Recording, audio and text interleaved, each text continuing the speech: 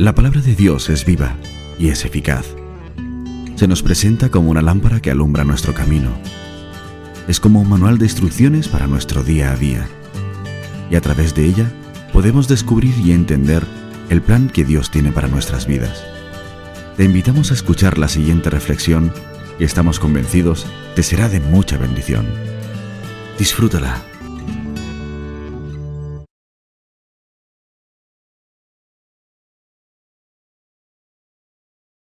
Vamos a estar meditando en el capítulo 11 del libro de Apocalipsis, los primeros 13 versículos, en el texto que habla acerca de los dos testigos. Y el texto empieza hablando así. Entonces me fue dada una caña, semejante a una vara de medir, y se me dijo: levántate y mide el templo de Dios y el altar y a los que adoran en él. Pero el patio que está fuera del templo, déjalo aparte, y no lo midas, porque ha sido entregado a los gentiles, y ellos hollarán la ciudad santa 42 meses. Hermanos, el libro de Apocalipsis es un libro que está repleto de simbología. Y en esta ocasión Juan empieza hablando del templo que simboliza la iglesia del Señor. El templo es la iglesia del Señor, el cuerpo de Cristo. Dios tiene a su iglesia medida, Él la mide en el sentido de que Él la conoce, Él la protege, Él la guarda. Esto es una alusión a un texto que aparece en Ezequiel, que Dios manda al profeta a medir el templo. ¿Qué sentido tiene eso?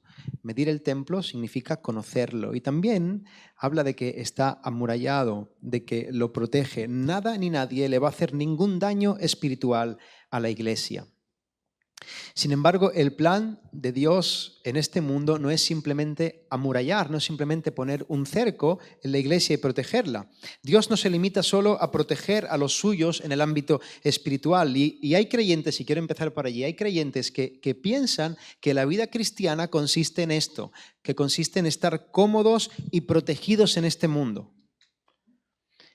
Piensan que estar bendecido por Dios es tener todas las cosas que en este mundo les hace sentir bien, que les da paz y les da seguridad. Entonces, cuando yo tengo una familia, mi familia está en orden, tenemos salud, tenemos una casita, un trabajo que nos permite pagar la hipoteca, tenemos un coche, una buena situación. Entonces, en ese marco es que nosotros estamos en bendición, estamos en victoria, estamos contentos, tranquilos. Y muchas veces podemos denunciar el falso evangelio de la prosperidad, ese evangelio falso que habla de que las bendiciones de Dios son las bendiciones terrenales y quien está bendecido por Dios es porque tiene todos los asuntos resueltos en este mundo e incluso puede proyectarse y Dios va a cumplir con sus propósitos. Y sabemos que eso es una mentira del diablo. Eso no es el evangelio, pero podemos estar denunciando ese falso evangelio, pero al mismo tiempo vivir conforme a los principios de ese falso evangelio y ni siquiera darnos cuenta. Mira, es cierto que Dios puede bendecirnos mucho terrenalmente, pero fíjate que hay personas que son muy bendecidas en este sentido y sin embargo están muy lejos del amor paternal de Dios. Hay gente que tiene buena salud, un buen trabajo, buenos proyectos, que parece que todo lo que hace prospera y sin embargo están muy lejos del corazón de Cristo. Porque la vida cristiana no consiste en llenarnos de bendiciones terrenales, aunque Dios las puede dar, sino de conocer a Dios y de amarle cada día más, aunque a veces sea a través de la tribulación y de la dificultad. La vida cristiana consiste en ser conformados a la imagen de Cristo, que Dios cada vez haga que tú te parezcas más a Jesús, aunque eso a veces pase o signifique pasar por aflicciones. La vida cristiana consiste en poner en línea nuestras vidas a la voluntad de Dios y al avance de su reino. Y la vida cristiana consiste muchas veces en renunciar a los deleites de este mundo a fin de alcanzar una gloria mucho mayor. Y el mensaje de hoy pretende enfocarnos ante esta realidad, ante el peligro de la comodidad. Vivimos un tiempo bonito, sí, pero no nos confundamos, no nos desenfoquemos, no perdamos de vista cuál es el propósito y nuestra misión. Así que, ¿por qué no oramos al Señor? Os animo a poner nuestro corazón delante del Señor. Vamos a pedirle que nos abra el entendimiento y que la palabra de hoy afecte a nuestra voluntad, a nuestras, sí, a eso, que nos revolucione, nos transforme. Amén. Oremos. Señor, venimos a ti cantando que te serviremos. que hemos sido transformados, que hemos sido rescatados del pecado. Cantando, Señor, que tú eres nuestra roca. Cantando que al sonar de tu nombre toda rodilla se doblará y que tú eres Rey de Reyes y soberano de todas las cosas. Cantamos esto y queremos, Señor, creerlo de corazón y vivir conforme a estas verdades. Y te ruego, te pido que hoy bendigas tu palabra, nos permitas escucharla y atesorarla como a ti te agrada, para que demos fruto, Señor. En el nombre de Jesús. Amén.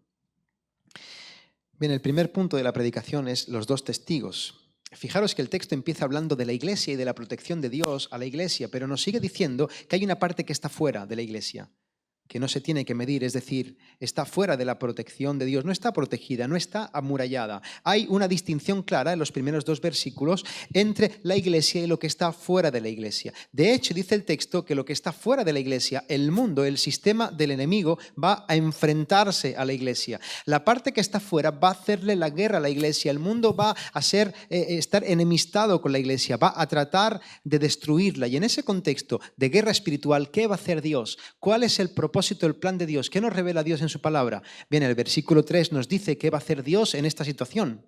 Dice, y daré a mis dos testigos que profeticen por 1260 días vestidos de cilicio.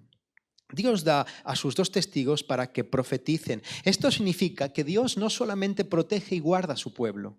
Dios no solamente hace una distinción clara entre los que son sus hijos y los que no lo son. Dios no bendice a su pueblo para que su pueblo se acomode, sino que Dios envía a su pueblo en misión. Es una misión que es dada por Dios por medio de unos testigos que son encomendados por Dios.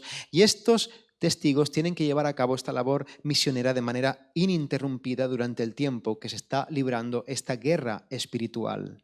Y dice la palabra que estos testigos van vestidos de cilicio, es decir, van vestidos de luto. ¿Por qué van vestidos de luto? Porque estos testigos están predicando un mensaje, están anunciando un mensaje solemne, un mensaje que compunge su corazón. Están predicando al mundo que se vuelva a Dios, que se arrepienta. Están advirtiendo al mundo del juicio que vendrá y que más tarde leemos que aparece en Apocalipsis 11 también. Esa es su misión, predicar durante toda la era de la iglesia el mensaje de arrepentimiento para advertir al mundo del juicio que va a llegar. Ahora bien, ¿quiénes son los dos testigos? ¿Quiénes son estos dos personajes? Versículo 4. Estos dos testigos son los dos olivos y los dos candeleros que están en pie delante del Dios de la tierra. Hermanos, algunos han defendido que estos testigos pues, pueden ser Moisés y Josué por la autoridad que tienen, o pueden ser, y por su connotación bélica, ¿no? Puede ser, o pueden ser Moisés y Elías, porque son dos grandes profetas, o Elías y Eliseo. Lo más normal es que se diga que son Elías y Enoc, porque fueron llevados al cielo sin ver muerte y que tienen que morir. Y al final, todo este tipo de interpretaciones son bastante aleatorias, son suposiciones que conectan partes de la Biblia de una forma en la que hay muchas opiniones, cada uno puede verlo de una manera y nunca podemos llegar a un punto claro, ¿no? Nos quedamos en el terreno del misterio.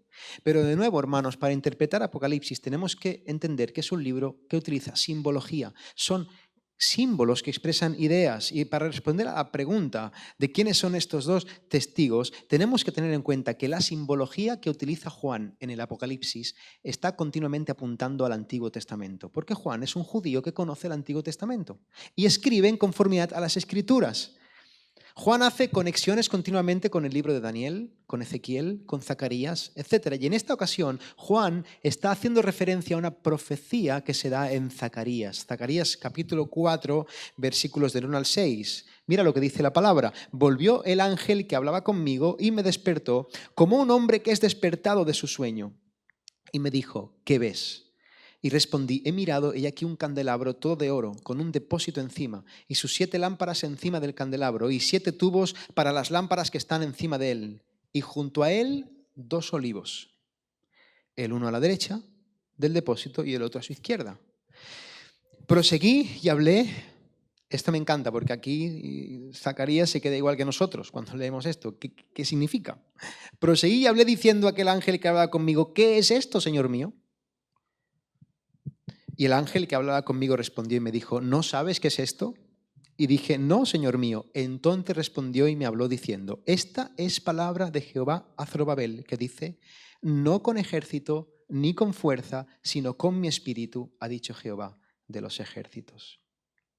Ahora, para ponernos brevemente en contexto, el libro de Zacarías relata una era sombría espiritualmente para el pueblo de Israel. El pueblo de Israel está en Babilonia, está en el exilio y tienen que regresar a su tierra. Y entonces, en ese regreso de los cautivos, se levanta oposición y cuenta como en medio de esa batalla, de esa oposición, en el regreso de su pueblo a su tierra, Dios levantó a Zorobabel como gobernador y a Josué como sacerdote para liderar el regreso de los cautivos que estaban en el exilio. Sin embargo, Dios le declara a Zorobabel por medio de Zacarías que esa labor no se haría por medio de ejércitos, ni por medio de fuerzas humanas, ni de estrategias de hombres, sino que iba a ser por medio del Espíritu Santo. Y ahora Juan conecta esa idea de los dos testigos con estos personajes en el sentido de que su misión iba a ser llevada a cabo por el poder del Espíritu de Dios, no con fuerzas, no con ejércitos, no con capacidades humanas, sino con el poder del Espíritu de Dios. Los candeleros en el libro de Apocalipsis simbolizan la iglesia del Señor. En el capítulo 1 vemos, ¿no?, como los candeleros son la iglesia del Señor. De manera que estos dos testigos son una expresión simbólica de la iglesia y Juan hace alusión a lo que pasa en Zacarías para decir que van a tener una misión de reconquista, de volver a establecer la ciudad de Jerusalén y volver a llevar a los cautivos hacia allí. Tiene una misión en la que hay oposición y esa misión va a ser por medio de la palabra de Dios. Estos dos testigos son una expresión simbólica de la iglesia misionera actuando para proclamar la palabra de Dios. Se trata de la iglesia universal. No son dos personajes concretos, sino que prefiguran a cualquiera de la iglesia universal que tiene la misión de predicar la palabra y cuya misión está respaldada por el poder de Dios. Y la idea de que el símbolo de la iglesia misionera sean dos testigos encaja con la forma en la que Jesús tiene de enviar a sus discípulos. Mira lo que dice Marcos 6:7. Después Jesús llamó a los 12 y comenzó a enviarlos ¿cómo? De 2 en 2 y les dio autoridad sobre los espíritus inmundos. Jesús envía a sus discípulos de 2 en 2 para llevar a cabo la obra misionera. De modo que estos dos testigos se refieren a toda la iglesia que tiene la misión de predicar el evangelio con el poder del Espíritu Santo. No con fuerzas, no por medio de un partido político, no por medio de hacerlo a nuestra manera o tratando de convencer a la gente con argumentos intelectuales. No, que la misión de la iglesia, estos testigos que prefiguran a toda la iglesia en misión, tienen una labor que tiene que ser hecha por el poder del Espíritu Santo. Hermanos, debemos tener claro cuál es nuestra misión y debemos ponernos manos a la obra. La iglesia no existe para estar cómoda en este mundo, sino para extender el reino de Dios en la tierra. Y yo te quiero preguntar, ¿estás sirviendo en tu vida para la misión? ¿Estás predicando el evangelio activamente, de manera intencional? Mira, tal vez no todos seremos llamados a ir a otros países, porque cuando escuchamos la palabra misiones, siempre la mente, al menos a mí me pasa, viaja hacia irnos a lugares remotos, donde, ¿verdad? Igual, en ese sentido, no todos somos misioneros, pero sí todos somos misioneros en nuestro campo de batalla, en nuestro contexto cercano. Y todos debemos poner nuestra vida al servicio de la misión de Dios. Tú y yo somos misioneros. En el instituto, en la universidad, cuando tus compañeros se opongan al mensaje del evangelio, cuando haya una situación en la que tú tengas que tomar una decisión de a qué Señor servir y a qué Señor seguir, cuando tengas oportunidad de hablar, tú eres un misionero donde Dios te ha puesto en tu trabajo. Dios te ha puesto en ese trabajo para que tú estés en misión, para que tú hagas el bien y extiendas el reino donde tú estés. En tu familia que no es creyente, tú eres un misionero. Yo como padre, como esposo, tengo la misión de llevar a mi esposa y a mis hijos a Cristo, de estar continuamente predicándoles el evangelio y modelando el evangelio en mi vida. Y debemos reconocer, yo soy el primero, que tenemos la tendencia, todos los poderes del mundo están operando y nuestra propia carne está operando para que nosotros tengamos la tendencia a despistarnos y de hacer planes y de vivir con los ojos puestos en la tierra. Mi carrera, mi proyecto, mis trabajos, mi noviazgo, y todo eso puede estar muy bien, pero ¿has pensado lo que quiere Dios para tu vida y cómo Dios te quiere usar en cada momento? Cuando vas a tomar una decisión o en el lugar en el que estás ahora, no te preguntes qué es lo que tú quieres solamente, pregunta si realmente eso es lo que quiere el Señor y cómo eso puede ser usado para su gloria. Tenemos que aprender a vivir con los ojos puestos en la eternidad. Piensa formas en el contexto en el que estás, cómo poner tu vida al servicio del Señor y cómo tu vida puede servir para extender su reino. Tal vez por medio de renunciar a cosas o de estar incómodo o de perder amistades o de acercarte a gente. Piensa, ¿cómo puedes hacer aquí, ahora, en mi contexto, en el colegio, en el instituto, en la universidad, el trabajo, en el paro, cuando llevo a mis hijos al colegio, lo que sea? ¿Cómo el Señor me envía hacia allí para ser un portador de su imagen, para ser luz y sal, para extender el reino? ¿Cómo puedo hacer yo aquí para que Cristo sea anunciado? Segundo punto es la guerra contra los testigos. La Iglesia de Dios debe servir y estar enfocada para la misión de extender su reino. Y ahora Juan nos muestra, en primer lugar, que la Iglesia va a recibir su respaldo. Dice la palabra, si alguno quiere dañarlos, sale fuego de la boca de ellos y devora a sus enemigos, y si alguno quiere hacerles daño, debe morir él de la misma manera. Estos, los testigos, tienen poder para cerrar el cielo a fin de que no llueva en los días de su profecía, y tienen poder sobre las aguas para convertirlas en sangre y para herir la tierra con toda plaga cuantas veces quieran. Amén. Hermanos, a los ojos de este mundo, los cristianos, a los ojos de este mundo, podemos parecer tan débiles, tan frágiles, incluso tan insignificantes, incluso me atrevería a decir que tan ridículos, porque ponemos en balanza las fuerzas de los gobiernos, la fuerza de los ejércitos, la fuerza de las ideologías que operan en contra de Dios, la fuerza de la opinión pública, de los medios de comunicación, de la sociedad, de todos los recursos del mundo, la política, el dinero, el poder. Todo ello está operando para extender el reino de las tinieblas. Y en contrapartida a todo eso tenemos a un grupito de cristianos mansos, humildes, en una habitación, en una iglesia, orando de rodillas, clamando al Señor. Y humanamente hablando, si tuviéramos que apostar por quién va a ganar, ¿por quién apostaríamos? A los ojos de este mundo, este grupito de cristianos, el pueblo de Dios se ve totalmente en desventaja. Pero Juan nos abre el velo de la eternidad y nos enseña que detrás de estos dos testigos, que detrás de la obra misionera de la Iglesia, que detrás de los poquitos recursos, de la falta de medios, de los hombres y mujeres que con mansedumbre, con humildad presentan defensa de su fe y viven para extender el reino de Dios, detrás está el Dios soberano y todopoderoso, dándole poder y autoridad a su pueblo por medio de su palabra. Iglesia del Señor, esta obra es de Dios. No es tuya, no es mía, no es de Moisés, no es de un pastor erudito, no es de los teólogos, no. Esta obra es de Dios, del Creador de todas las cosas, y Él nos ha dado la autoridad y el poder de su palabra para llevarla a cabo. Sin embargo, también Dios nos declara una y otra vez en su palabra que vamos a recibir oposición. Dice la palabra, cuando hayan acabado su testimonio, la bestia que sube del abismo hará guerra contra ellos y los vencerá y los matará. Lo que vemos en las Escrituras constantemente es que la persecución contra la Iglesia y el rechazo del mensaje del Evangelio ha existido y existe y siempre existirá en mayor o menor medida.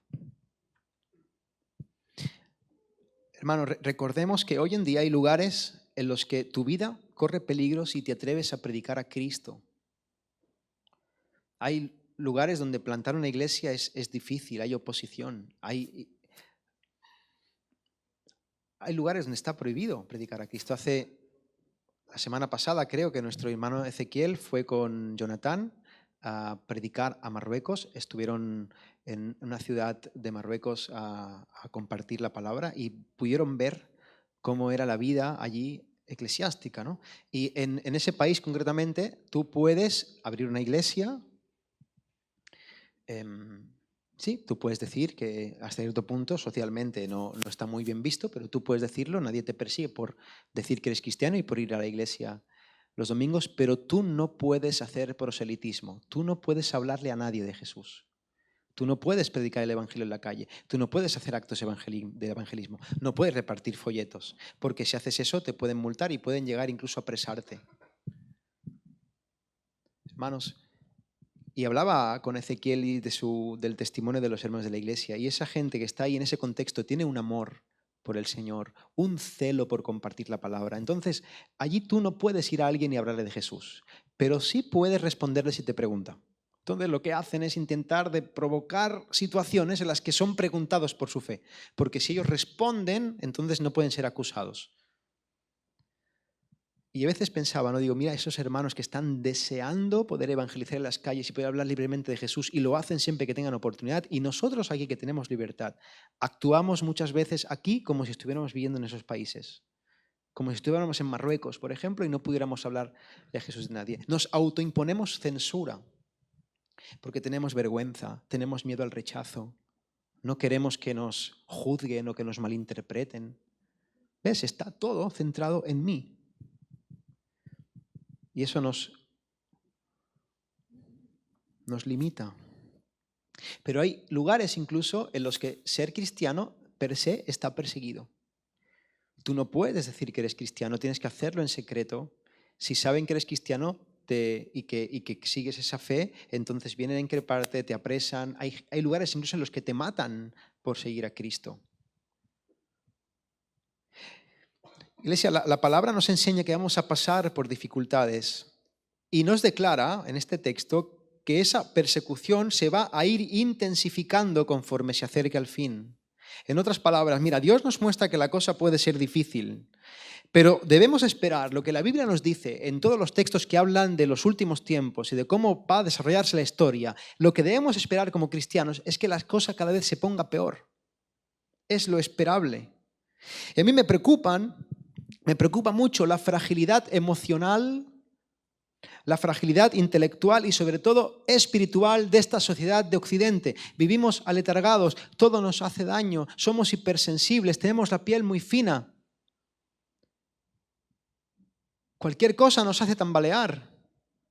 De verdad, hermanos, tenemos algunas veces aquí en Occidente, en lo que se llama el primer mundo, tenemos unos problemas que tú se los cuentas a según qué persona en otros contextos y te miran con cara de que no me lo puedo creer. ¿Cómo puede ser que te preocupes por estas cosas? La comodidad, hermanos. Me preocupan las horas que pasamos con pasatiempos. Fijaos en esa palabra, pasatiempos, ¿no? Dejemos que el tiempo pase, pasatiempos, como si el tiempo sea algo que podamos dejar pasar. El tiempo que pasamos con el ocio, tanto ocio, con distracciones. No somos reflexivos, no nos paramos, no leemos. Tanto tiempo con el móvil, hay una aplicación que todo eso, yo no digo que los móviles estén mal, pero hay una aplicación que te muestra el tiempo que tú pasas con el teléfono, ¿no? O hay teléfonos que lo hacen y te van midiendo. Yo te animo a que, si no lo tienes instalado, te lo instales y veas, te des cuenta de cuántas horas pasamos con el teléfono, muchas veces viendo cosas que no tienen la menor importancia, que son impactos de dopamina, de esa hormona que te hace... Y yo mismo me he descubierto a mí mismo y me han pasado 20 minutos sin darme cuenta mirando cosas que no tienen importancia, con el dedito así. Y yo te animo a que lo hagas al menos para que seas consciente de que cada vez que digas o le digas a alguien o te digas a ti mismo es que no hago eso que debo porque no tengo tiempo, sepas que te estás mintiendo, que no es verdad. Sí tienes tiempo, lo que lo usas mal. Y me preocupa esas distracciones, el móvil nos tiene enganchado, me preocupa que vivamos tan llenos de todo lo material, estamos llenos de todo y sin embargo tan insatisfechos con nuestra vida. Me preocupa esa falta de conciencia de vivir con los ojos puestos y el corazón puesto en la eternidad. Hermanos, iglesia, vivimos en una guerra espiritual y debemos estar preparados para la batalla. Y mucho me temo que el enemigo, en nuestro contexto, nos ha metido el gol de hacernos creer que esa batalla o no es tan importante o no existe. Y esa batalla existe, y esa batalla se libra de rodillas, conociendo a Dios en su palabra, llenándonos de fe en sus promesas, entendiendo en su palabra cómo es el mundo en el que vivimos, cómo opera y cómo funciona el pecado que todavía está ahí en nosotros oprimiéndonos, entendiendo cómo funciona Dios en este mundo, qué es lo que Él ha prometido, cómo debemos esperar vivir en este mundo y qué es lo que debemos esperar en la eternidad. Y eso, hermanos, tenemos que hacerlo nosotros de forma activa, llenarnos de Dios nosotros de forma activa. Es una responsabilidad nuestra en la que tenemos que ser disciplinados. De lo contrario, nuestro cristianismo será frágil. Cualquier viento nos hará tambalear. Y no pienses que esto no tiene nada que ver contigo porque tú vives tranquilo, tú estás cómodo, tú estás en una buena iglesia, tienes hermanos que te quieren, no tienes muchos problemas. Esto que está diciendo el predicador a mí no me ha pasado nunca. Mira, si tú eres cristiano, si eres cristiana, si eres un hijo o una hija de Dios realmente, tienes que saber, tener muy claro que este mundo va a por ti. No hay tregua. Tú no puedes decirle al mundo, mira, yo no te molesto si tú no me molestas. Este mundo tiene declarada la guerra a Dios. El diablo va a por ti. El diablo anda como león rugiente buscando a quien devorar y como te despistes te muerde y como te sigas despistando te come. Hermanos, el mundo dirigido por Satanás va a atacar al pueblo de Dios y vemos en la palabra que eso va a ir intensificándose y va a atacarlo como nunca antes lo ha hecho y se va a escarnecer contra nosotros. Mira, los cadáveres de los testigos. Cuántos misioneros han muerto y han dado su vida y muchos cristianos, ¿no? Pero vemos cómo eso se va intensificando. Dice que estarán en la plaza de la grande ciudad, que en sentido espiritual se llama Sodoma y Egipto, donde también nuestro Señor fue crucificado. Y los pueblos, tribus, lenguas y naciones verán sus cadáveres por 3 días y medio y no permitirán que sean sepultados. Es en este mundo de pecado, en este mundo que nos distrae, en el mundo de las luces, del ocio, del Netflix y de los Reels, de TikTok, es en este mundo que tanto nos atrae, es en este mundo que nuestro Señor Jesús fue crucificado. El mundo quiso exponer su golpe contra el Señor públicamente, avergonzándole, humillándole, y ahora dice que de la misma manera la iglesia está siendo expuesta y será expuesta definitivamente a la misma vergüenza. La derrota de la iglesia va a ser exhibida en el lugar más público. El mundo va a querer y quiere y sigue queriendo y querrá con más intensidad que se nos avergüence y que se diga públicamente que nos ha vencido y que ha callado nuestra voz. Va a querer humillarnos, no va a permitir ni siquiera que se nos entierre. Y justo antes del juicio final, dice la palabra que va a parecer que lo está consiguiendo. Que está ganando, que el mundo cada vez gana más terreno al pueblo de Dios. Y conforme parezca que lo está consiguiendo, este mundo se va a alegrar cada vez más. Mira lo que dice el versículo 10. Y los moradores de la tierra, dice, se regocijarán sobre ellos y se alegrarán. Incluso se enviarán regalos unos a otros. ¿Por qué? Porque estos 2 profetas habían atormentado a los moradores de la tierra. Hermanos, para el mundo, nuestro fracaso es una fiesta. Se alegran y se van a alegrar más de nuestro sufrimiento. Se van a regocijar con nuestra humillación. Cuando nos matan y cuando nos sigan matando más y cuando nos sigan humillando y cancelando y censurando, se van a felicitar y se van a enviar regalos. En realidad, todos podemos ver esta tendencia cada vez como va creciendo más en el mundo. Siempre ha habido oposición, pero cada vez hay más tendencia a ir en contra del cristianismo y a todo lo que huele al Dios de la Biblia. Este mundo cada vez ama más lo malo y cada vez aborrece más lo bueno, con más intensidad. El mundo cada vez está más en contra de Dios, cada vez hay más corrupción moral, cada vez hay más corrupción social y hay veces incluso, no sé si te pasa a ti, pero a mí me pasa que se están defendiendo cosas y posturas y ves debates y ves ideas que dices, pero ¿cómo puede ser que esté pensando esta persona en esto de esta forma? Que no puedes llegar a entender cómo puede ocurrir tanta maldad en la mente de alguien. Y que no se den cuenta que lo que están diciendo es mentira y es malo. Tantas ideologías.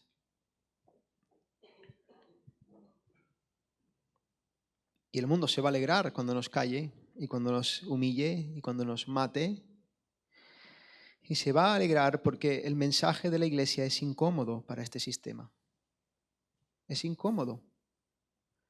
Hermanos, este mundo no nos ha amado nunca, ni nos ama ahora, ni nos amará jamás, y debemos dejar de esforzarnos por conciliar el mensaje de la cruz con el sistema del mundo. El mundo se opone a la cruz se opone al mundo, el mundo aborrece a Dios y por tanto aborrece a todo el que le representa. Así que no tratemos de amoldar el mensaje, no tratemos de que nos quiera la gente del mundo vendiendo el mensaje. El mensaje que predicamos atormenta a este mundo porque le decimos a las personas de este mundo que la culpa es suya, que no son tan víctimas como se creen, que son responsables ante Dios, que son pecadores. Le decimos a este mundo que no pueden vivir como les da la gana, que hay un Dios soberano que les va a juzgar y que no pueden dar rienda suelta a sus apetitos. Le decimos al mundo que hay un bien y hay un mal que son objetivos y que un día van a tener que rendir y dar cuentas ante ese Dios que los va a juzgar. Le decimos a este mundo que no hay ni filosofía, ni religión, ni ideología que te pueda salvar y que el único camino para poder estar en paz con Dios es Jesucristo. Le decimos a este mundo que la verdad absoluta es Jesús y que todos deben dejar sus vanos razonamientos. Le decimos al mundo que ellos no pueden definirse a sí mismos, que no pueden ser lo que quieran ser, sino que ellos son lo que Dios dice que son. Le decimos al mundo que Dios es el que ha diseñado la familia y que la familia es de una manera como Dios quiere y que tras tocar eso no puede ser nunca familia. Le decimos al mundo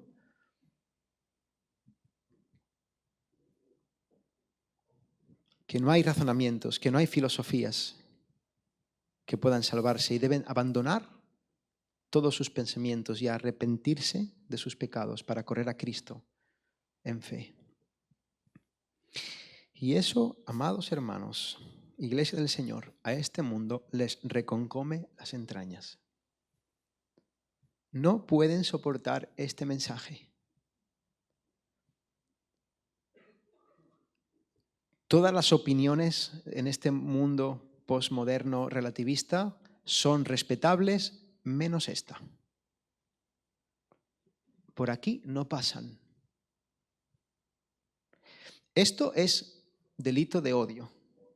Esto es homofobia. Eso es fundamentalismo, es radicalismo. Tú no tienes amor en tu corazón y tenemos que cancelarte, censurarte y si cabe apedrearte. Y sobre todo queremos que te calles. El mensaje de la cruz es insoportable para el mundo y por esa razón debemos esperar que nos rechacen y nos persigan.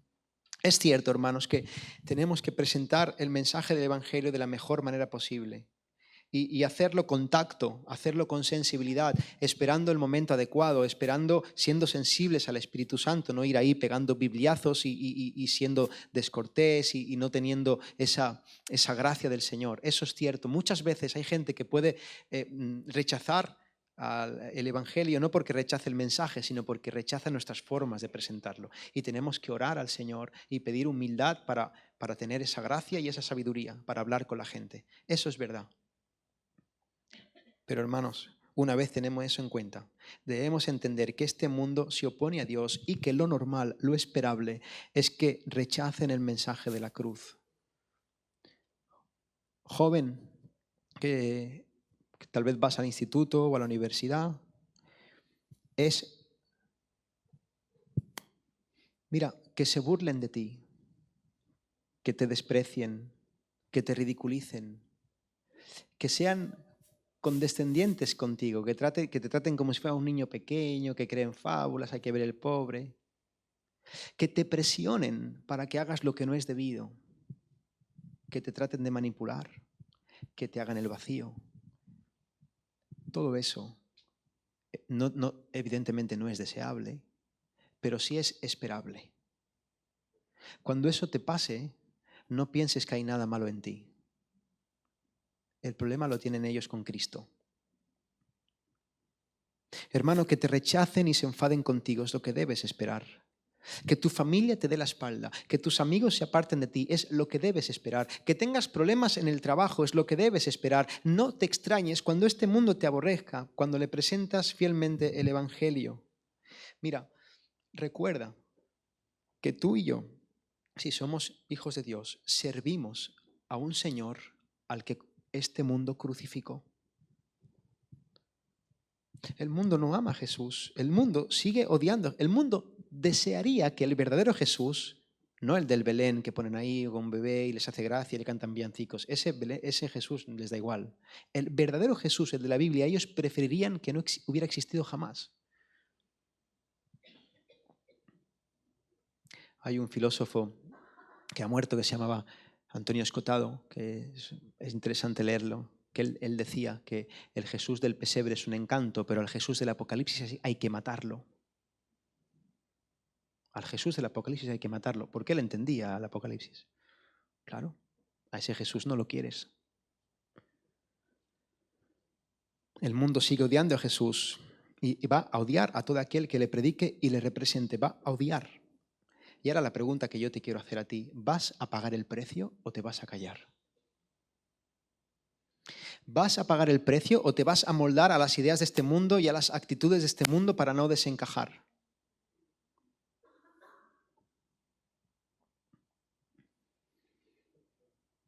El tercer punto del mensaje es la victoria de los testigos.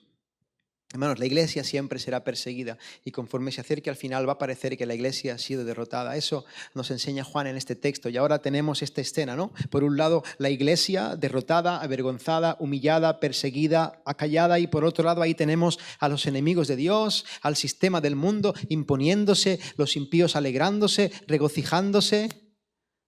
Hermanos, es muy curioso cómo este mundo se opone a Dios de la forma en la que se opone a Dios, a un extremo increíble.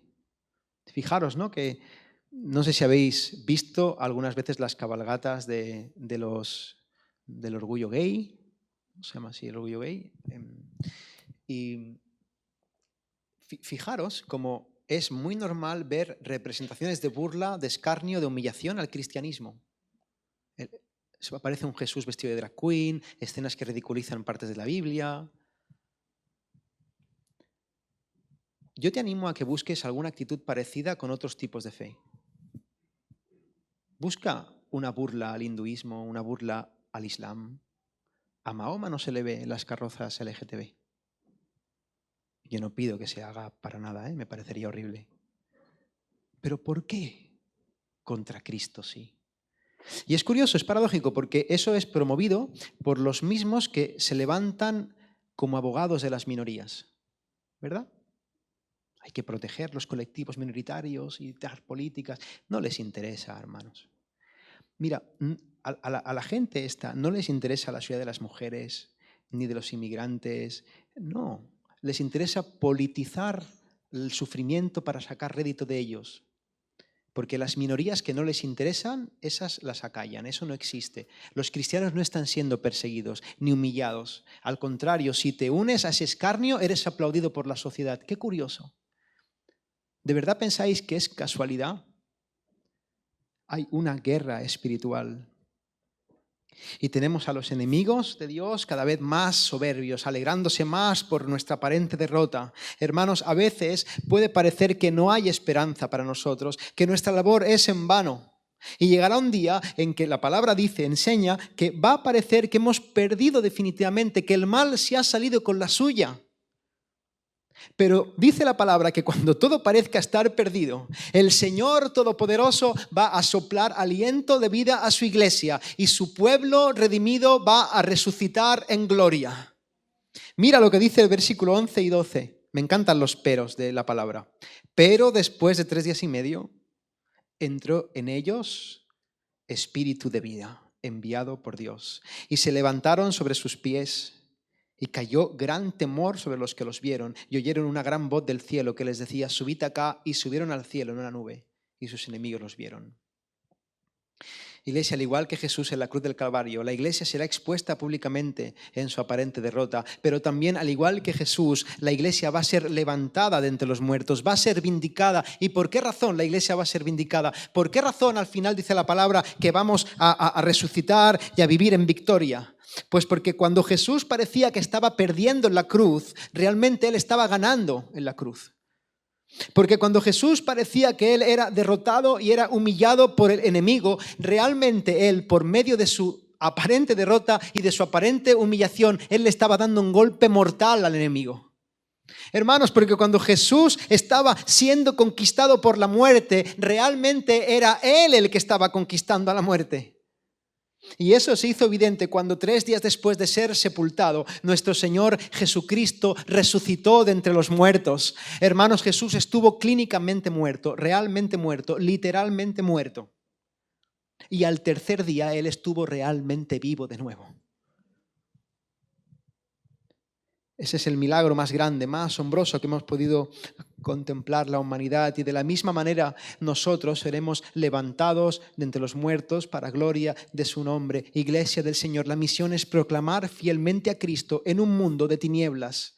Y es posible que eso a veces nos cueste hasta la misma vida, pero no nos dejemos amedrentar por las apariencias. En este mundo tenemos aflicción, pero nuestro Señor ha vencido al mundo. En este mundo puede parecer que perdemos, pero al final la victoria está asegurada, y nuestro deber es seguir predicando fielmente, esperando con anhelo el día en que seremos levantados. Y dice que cuando eso ocurra, cuando seamos vindicados, cuando la iglesia resucite en gloria, será algo visible a los enemigos de Dios.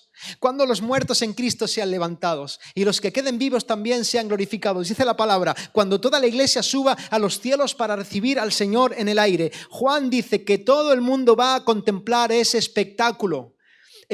Yo creo en el arrebatamiento, pero el arrebatamiento será de todo menos secreto. Todo ojo le verá, toda lengua confesará que Él es el Señor, toda rodilla se doblará, y entonces todos aquellos que se estaban relamiendo ante nuestra aparente victoria, que estaban disfrutando de levantar su puño alto contra el cielo y de que la iglesia fuera humillada y avergonzada, todos aquellos que se estaban creyendo que se salían con la suya, el sistema del mundo, Satanás, todos los que estaban disfrutando de callar la voz de Dios, todos los que se alegraban del sufrimiento de la iglesia y que no consideraban eso importante y que al contrario creían que la iglesia tenía que sufrir más, esos van a temer con gran temor. Versículo 13, en aquella hora hubo un gran terremoto y la 10ª parte de la ciudad se derrumbó.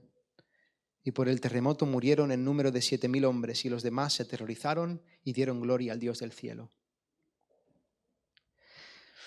Amigo y amiga que nos visitas, si hoy estás aquí sin tener una relación con Dios, viviendo a tu manera o de forma hipócrita, siendo uno aquí y otro fuera, porque no amas a Cristo, no te has entregado a su señorío, debes saber que este juicio va a llegar, que esto no es una fábula ni una historieta, esto va a ocurrir, y que Dios a ti no te va a tener por inocente. Necesitas con urgencia volverte a Dios, arrepentirte de tus pecados y creer en Jesucristo para poder estar en paz con Dios. Y también, para terminar, quiero volver a recordaros, Iglesia de Dios, que seremos vindicados, que el final va a llegar y al final se hará justicia, que todo el mal será castigado. Que tu corazón esté en paz. Mía es la venganza, dice el Señor, yo pagaré. Esta película va a acabar y esta película va a acabar bien. Entonces, Iglesia de Cádiz, sigamos siendo fieles a la misión de Dios. Sigamos predicando el Evangelio, exponiendo nuestras vidas al servicio del Señor. No nos acomodemos. No caigamos en el error de pensar que la vida consiste en ver películas y comer palomitas los domingos. Esa no es la vida es Cristo. No confundamos nuestro propósito. Hermanos, donde estés, piensa, ¿cómo puedo servir para el reino? Y es cierto que a veces puede parecer que vamos perdiendo. Es cierto que a veces puede parecer que el mal se sale con la suya. Es cierto que a veces puede parecer que esto es en vano. Pero hoy Dios nos recuerda y nos quiere alentar en esto. Que si somos hijos de Dios, podemos estar confiados y gozosos porque en Cristo y a través de Cristo, la iglesia del Señor, todos nosotros somos más que vencedores. Amén. Vamos a orar.